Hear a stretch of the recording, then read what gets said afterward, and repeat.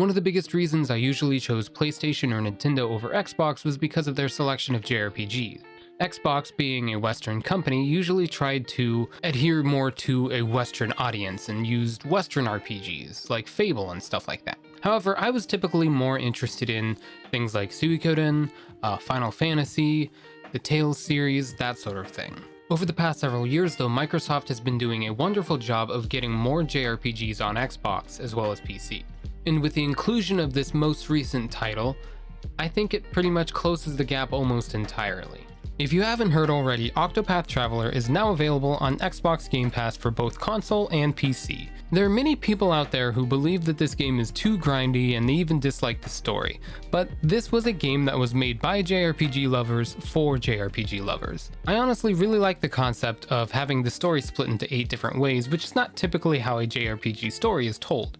And the battle system was so satisfying, even if I needed to grind a little bit, which I didn't really do that much of, I didn't really mind it. In battles, you had charges at the beginning of each round, and you could use those charges to power up your skills, and the enemies had armor which you could break if you hit them with their weakness. What I enjoyed doing the most was saving up the charges, breaking the armor, and then releasing all the charges for characters like Ulberich into one spiced up attack to deal some major damage. It is an absolutely wonderful game, but it's certainly not for everyone, and I understand why there are people who dislike it. Let's talk about what Octopath Traveler coming to the Xbox Game Pass means for JRPGs in general. We've seen with the addition of games like Nier Automata, Final Fantasies, and Dragon Quest XI that Microsoft is putting a lot more JRPGs on the platforms than they used to. This is absolutely wonderful because I feel like this wall that has been coming down for the last few years is finally being destroyed, right? I think we're going to start seeing a lot more JRPGs, this trend is going to continue, seeing a lot more JRPGs on Xbox consoles and PC. I feel like the inclusion of Octopath, which is a very JRPG lover type of game, really speaks volumes about what we're going to see here in the future.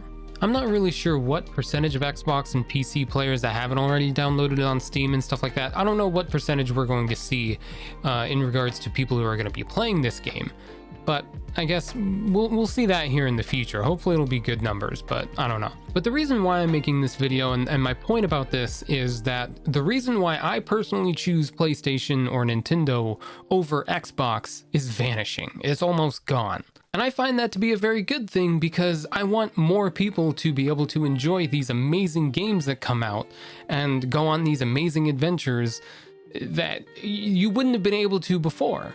I'm not saying that, especially when it comes to like financial reasons and stuff like that, I'm not saying that we're not going to be seeing JRPG exclusives on consoles at all. You know, we definitely probably will, but I think that it's going to be less and less and less. Everybody, thank you so much for tuning into the video. If you enjoyed it, please remember to go ahead and hit that like button. And if you want to watch and chat with me live on Twitch, I do stream every Tuesday, Sunday, as well as one random day in between. If you want to watch some more content here in the future, please remember to click that round subscribe icon or click the subscribe button down below the video. Everybody have a wonderful day, evening, night, wherever and whenever you are, and as always, stay crazy.